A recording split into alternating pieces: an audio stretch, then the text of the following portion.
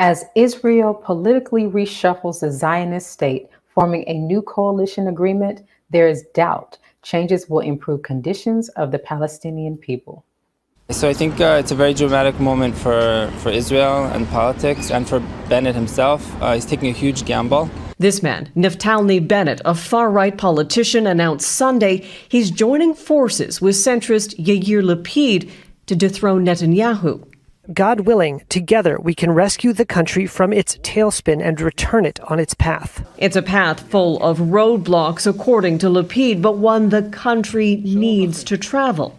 If this government is formed, he said, the key word will be responsibility, to take responsibility, to restore inner calm, not blame others, not look for enemies.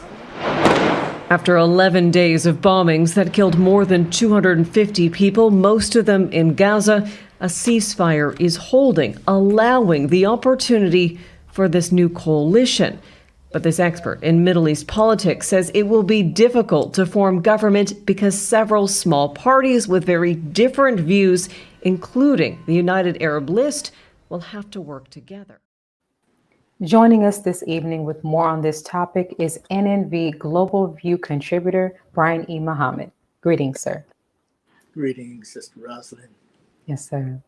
Israeli politicians in the Zionist state have announced a new coalition government agreement. What are the parameters of the coalition agreement? Well, actually, the parameters of the agreement is still relatively unknown. I mean, except the fact that it's a weak marriage of convenience whose only agreement was to get rid of Benjamin Netanyahu out of power. But, you know, the other part, I mean, that we have to look at very closely is that if this is ratified, this agreement is ratified by the Israeli Knesset or parliament, the two main leaders of the pact, Yair Lapid and Naftali Bennett, agreed to split the prime minister post for 2 years each, with Mr. Bennett serving first, which is something we have to continuously look at very closely. Okay, what is the likelihood that the agreement will be ratified by the Israeli parliament? Well, unless something drastically happens in Israel, like maybe Netanyahu starting another war on the Palestinians, another hot war on the Palestinians, likely it's going to go through. This Sunday, they are looking to take the vote, this vote of confidence to ratify it. And for all intents and purposes, it looks like this vote will go through and there will be a new, if you will, government in Israel. Okay. Now, the Lapid-Bennett. Why is the Lapid-Bennett coalition government being called a change government without making any changes? Yeah, that's an excellent question. You know, Sister Rosalind, this, you know, political speak, you know, we have a saying that, you know, you have politics and you have politricks. And with politricks and politics, there's always language that is not necessarily the case. So really what we have is, you know, a change with no change at all, you know, because the government or this new coalition that's coming in, again, the two leaders, in particular, this Mr. Bennett is actually worse, they say, if that can ever be a reality, someone worse than Netanyahu in terms of his extreme views against the Palestinians. So it's a change only in faces and players, but it's no change at all. Is the Lapid-Bennett coalition government against a freeze on Israeli settlements? Well, again, you know, Mr. Bennett, you know, Lapid, I don't want to say, you know, because again, being that he's going to be taking the helm of the prime ministership 2 years from now, we have to deal with the reality of the extremist, Mr. Bennett. Mr. Bennett he was in the foremost voices in the Zionist state of Israel for annexing land and taking Palestinian properties. And in fact, he's on record of saying that the Palestinians should not ever have a state. And if he has it his way, that will never happen. This is the kind of person that we're dealing with right now with this Mr. Bennett. Gotcha. Now, for the first time, there is an Arab party in the governing coalition in Israel. What role or influence does it have, if any? Window dressing. And in fact, this group, this particular leader that's over this party, this Arab party of what they call Israeli Arabs. You know, if you look at what Palestinians are saying, other Palestinian leaders, whether you look at Hamas or you look at other leaders there, and even the people on the ground, they actually look at them as sellouts. That's what they look at them as, because they made a deal in order to be part of a coalition of thieves, a deal where you are actually now part of the governance of stolen property. Remember, Israel is an occupier state, a settler occupying state.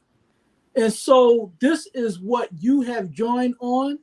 Will you be against your people? And how can you be for your people in such a government that is so stacked against the Palestinian people? So the Palestinians are not really happy with them. And obviously it remains to be seen what they will do. But if the people who I spoke to, at least toward the article that I wrote, they're suspect. Okay. Now, a name that we hear here and there and is coming back into the news, Netanyahu. Is Netanyahu discouraging support for former Israeli Defense Minister Naftali Bennett? Yes. In fact, Netanyahu, again, the only thing that all of this group of 8 parties who came together to form this coalition government have in common, they have nothing in common, by the way. The only thing that they have in common that is clear is their desire to get rid of Netanyahu. And if anybody knows Netanyahu, he's what you call a Brooklyn Jew. I'm from New York, so I can say he's a Brooklyn Jew. And he is not going to just lay down. So he's going to be marginalized if they have it their way Sunday. But trust me, he's the kind of devil that he will be marginalized, but he will not be out of the mix. So yes, he's been working hard all week long against, in fact, getting other people who has to do this vote in the Knesset or the Parliament Sunday to dissuade them. And he's trying to see who he can pick off that will give a vote against it. But it don't look like, right now, it look like they would have enough votes to put it through.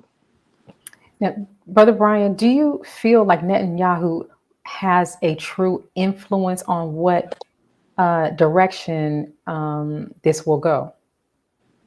Well, it's strange because when you look at even Naftali Bennett was started with Netanyahu in the mid-2000s, then he formed a government, he formed a party, and then he still worked in a coalition way with the governments that Netanyahu led. And then about 2019 or so, or maybe 2019, he walked away from that coalition. And now, no, he actually signed on to the coalition, and he was with them up until just a few weeks ago. until he signed on with this coalition that now has been strong enough to overthrow Netanyahu. So yeah, Netanyahu, he definitely is working against this man.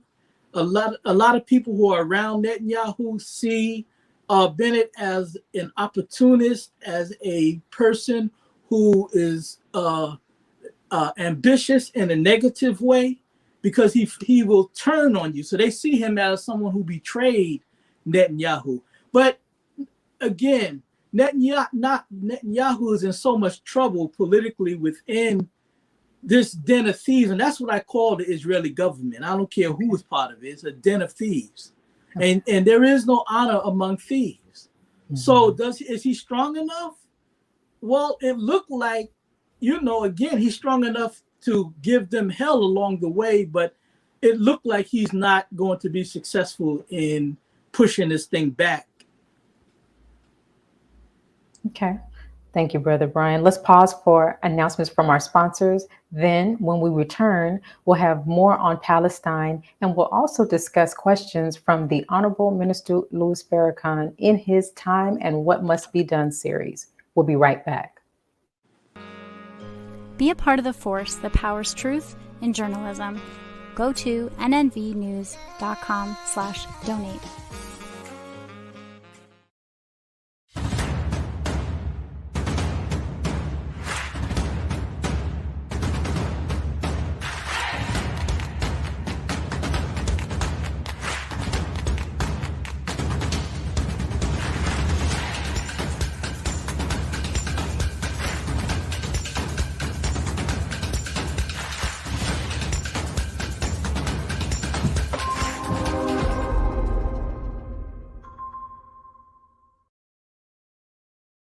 Worldwide, 24 hours a day, 7 days a week. Download the Final Call radio app and take us everywhere. On your phone, on your computer, on your tablet, on Instagram, Facebook, and Twitter. You can also log on to finalcall.com and click the Listen Live button, or finalcallradio.com. Final Call Radio, the official voice of the Honorable Minister Louis Farrakhan and the Nation of Islam.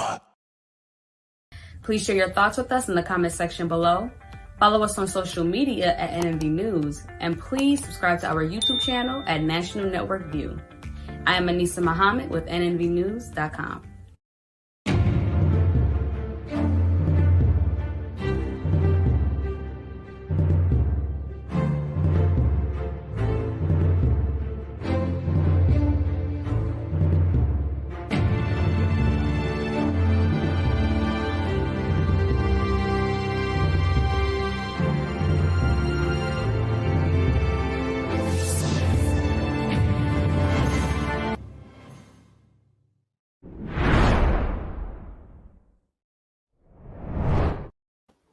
The Honorable Minister Louis Farrakhan, in part 12 of his 2013 lecture series, The Time and What Must Be Done, discusses the Israelis' treatment of the Palestinians.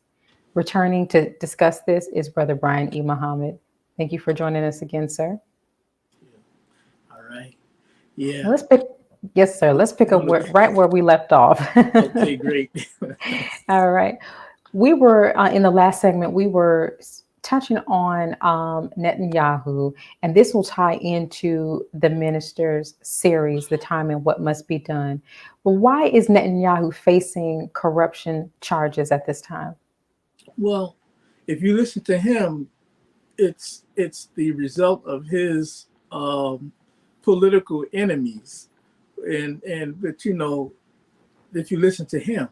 But again, you cannot trust somebody who's part of the same den of thieves that he's now accusing of having, being against him.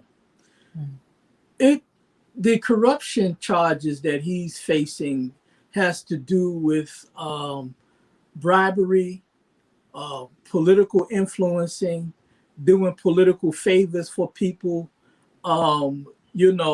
this type of thing. And which is normal in the world of politics. It's normal in Washington, Israel's second capital, second home, Washington. It's a problem in politics. But this is what he's being charged with, this type of corruption, of using his influence in politics to benefit private entities that he has private connections to. Okay. And what is the likelihood of him being convicted? Well, I don't know, because we know even with these trials, that the trial that he's under, it's been a lot of starts. It's a few starts of, obviously, over the last year with COVID, that caused stop and go with the trial. It's hard to say, again, because you're dealing with a den of thieves. If you're dealing with a den of thieves and you're in a courtroom that is also part of the governing body of your thievery, then anything can go. But what is for sure is that it does have the potential to damage him and his public life. Some are saying that it will end his public career. But again, I venture to think that, he's dealing with like-minded devils like him. And so even if that puts a damper on it, I don't think that we're going to necessarily see the end of Netanyahu unless they bold enough to put him in jail. Okay. Now, from apartheid Israel's beginning in 1948 up until now, have there been any substantial changes in its Zionist agenda and behavior toward the Palestinian people? No, not at all. In fact, it has gotten worse as the decades move forward from 1948 to the 1950s, to the 1960s, throughout the turbulent 1970s, and so forth. And of course, we saw what happened in the month of May, where they killed, nearly 300 Palestinian men, women, and children. They're right now, they are the International Criminal Court is looking at whether or not they committed war crimes in 2012, 2014, where over 2,000 Palestinians, mostly civilian men, women, and children, were killed. And so this is what, this is what we're faced with. So, yeah. As Israeli politicians make adjustments to their government structure, what's the likelihood of things changing for the Palestinians in the near future? Nothing. It won't change. It won't change. Because again, the people who are coming in, even this coalition, remember, this coalition are enemies of each other. I would say one thing they had in common was to overthrow Netanyahu, okay? But I would venture to say they had two things in common. That and their hatred of the Palestinian people and their thievery, again, of Palestinian land, and marginalization of Palestinian people. These are the things they have in common with the one holdout, which is the Arab party that has signed on with them. Right. And they only really needed them, not so much to be a power in this new coalition government, but they need their vote this Sunday. So what the hell? I mean, what are you doing? So no, nothing's going to change for the Palestinian people. In fact, because of what you see, it will get worse.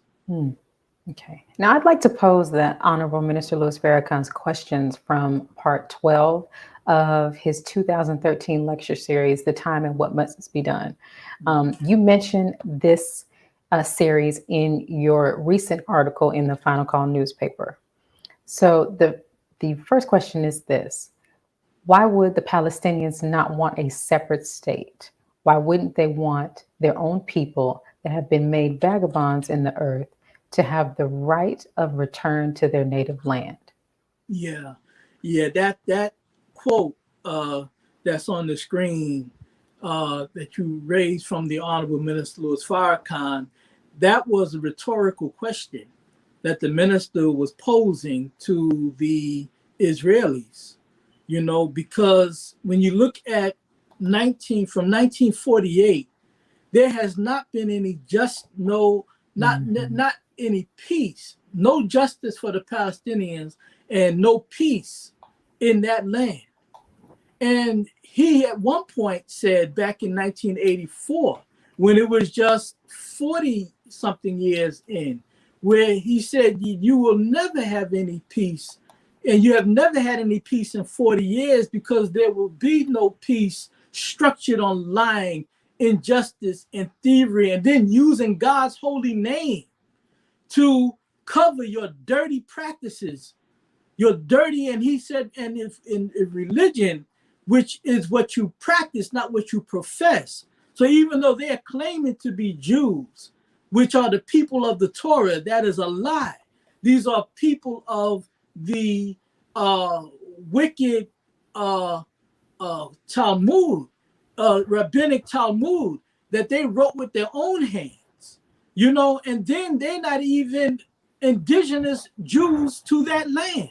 These are Europeans who converted to Judaism, and then was given that land not by the coming of a Messiah, but by the United Nations, the United States, Great Britain, and the rest of that ilk. And so, no, here we are where they're still wrestling with this problem. Now we're 73 years down the line. Israel, are you in peace? No. Mm-hmm. Are the Palestinians in peace? Not in your presence, because you are still annexing their land. You are still committing all manners of war against innocent Palestinians who's not even a standing army. They fight with rocks, while you fight with Western-made weaponry from America and other places that you have purchased, these high-powered weapons that you use on innocent Palestinian people. So the minister was raising a rhetorical question to them. Mm-hmm. Israel, you want peace. You want a nation to call your own. Why wouldn't the Palestinians not want a separate state? Right. Why wouldn't they want their own people that have been made vagabonds in the earth to have the right to return to their native land, which these Israelis are blocking from happening? Well, why would you? Mm-hmm. Go ahead.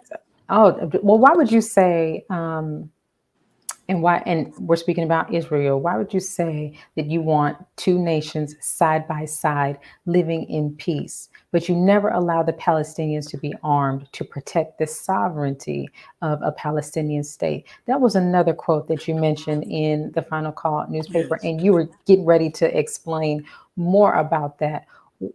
What are your thoughts on that? What are your thoughts on what you feel the minister meant by posing that question? Well, he was raising the hypocrisy again. He was raising the hypocrisy. You cannot say that you want peace while you are the perpetrators of war. You cannot say that you want lands side by side while you are committing bloodshed and you are still encroaching on even what you have agreed would be theirs. See, they are liars. They are liars. And as the minister said, there will not be any peace until there's justice for the Palestinian people. There will not be any peace, because peace is never structured on lies and injustice and thievery. Until that is dealt with, there will never be any peace in that land. And the Palestinians, why should they compromise to even have the Israelis there when that's their land? Remember, this is an occupying situation, a settler occupier, and those who are now being occupied in their land. That's not just. That's not just. If you come and steal my home and you encroach and now you want to make a deal for me to live in a room in my home? Right. No, hell no. Right. Right. Now, the minister also stated, you will never allow them, and he's speaking of the Palestinians at this time, you will never allow them the weapons that would allow them to protect their own airspace. You know that, and Right. I know that. So what kind of sovereignty will they have with no ability to protect themselves from any outside force? That's right. Brother Brian? Yes, sir. That's right. Because it goes to show us that they don't have any intention of Palestinian self-determination. The Israelis want it all or nothing. Now, these Zionists got the world so twisted that the whole world of Europe, including America, Europe's baby, will say, well, Israel, they have the right to defend themselves in this hostile neighborhood of enemies, right? Right. But is it strange that Israel is the only nation in that region, in that neighborhood, that has a nuclear weapon? No other nation in that region have a nuclear weapon. Okay. So you already have an advantage militarily. Then you get close to, when you add it all up, it's on the books, it's almost $4 billion a year from the United States taxpayers without fail. But when you add it all up, it really pushes it to nearly $5 billion. And this is not, that's just the United States. What do you get from the European Union countries? See, this whole thing is stacked. And this is what the Honorable Minister Louis Farrakhan is in the world to do, is to expose Satan and to announce that God himself has arrived to answer the call of the oppressed, those who have usurped our identity as the chosen people of God. It's over. And it's not because we're saying it, but the Honorable Minister Louis Farrakhan is speaking as the mouthpiece of God in the world today. He's saying from God, the gig is up. It's over. And that's why you're slipping, Israel. That's why you are slipping in the world, on the world stage, America. Because God is now winding this thing down, and now he's in the heart of the people. And no matter what they do, the people are now rising up. Look at how they rose up last month all across the world against what the Israeli government did in bombing the Palestinian people the way they did. That wasn't some organizations throughout the world, anti-war organizations, pro-peace organizations that called the people into the streets. The people are coming into the streets. You got more voices in the U.S. Congress that's checking Israel, that's checking the Biden administration, and it's only going to increase. It ain't because the lobbying is now turning the tide. There's a spirit in the people. We believe it's the Spirit of God. Because again, these are imposters there in that have taken the land of our Palestinian brothers. And by the way, the original people in Palestine are Black people like you and me. Right. So when we look at this thing, we have to look at this from a bird's eye view. Not just this madness that's going on, like the change that is taking place within the Israeli government and all of that. That's a den of thieves problem. That's them fighting among themselves. Satan Right. casting out Satan. But hell, it don't mean nothing for the Palestinians or for oppressed people worldwide for Right. Satan to cast out Satan. For Satan to replace Satan with Satan, it's still Right. Satan. It's still Satan. Brother Brian, thank you again, and as always, for your insight on this topic. I look forward to speaking with you again next week as this continues to unfold. Thank you, Sister Rosalind. Yes, May sir. Allah bless you. Thank you. Thank you. Thank you for joining us today and for tuning in to National Network View News. Please share your thoughts with us in the comment section below. Follow us on social media at NNV News, and please subscribe to our YouTube channel, NNV News. This is Rosalind Parks with NNV News. Good night.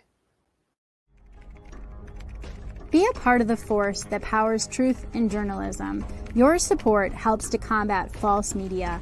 Cash App NNV News.